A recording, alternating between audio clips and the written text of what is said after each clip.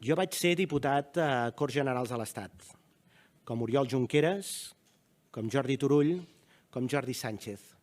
Saben quin és un dels moments més vergonyosos que vam viure?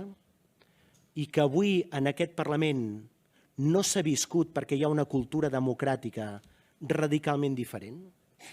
Quan es va acabar la sessió de constitució de la mesa, hi va haver aquell tràmit de jurament o promesa de la Constitució, en la qual no es va sentir el que dèiem perquè n'hi havia uns quants que picaven, cridaven, insultaven.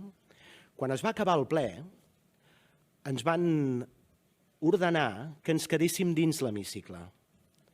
I dins l'hemicicle hi va entrar la policia estatal per desallotjar-nos. S'imaginen que en l'hemicicle del Parlament de Catalunya o del Senat francès o de Westminster i entrés la policia o l'exèrcit a desallotjar diputats electes? No sé si han vist com és, se'n recorden com és Westminster?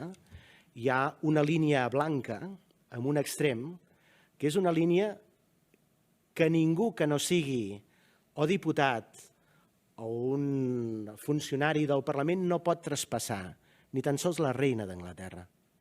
Ni tan sols la reina d'Anglaterra. Seria inconcebible. No. Entrarà la policia, probablement armada, a treure uns diputats electes. Aquesta va ser la primera decisió que va prendre Meritxell Batet com a presidenta del Congrés dels Diputats.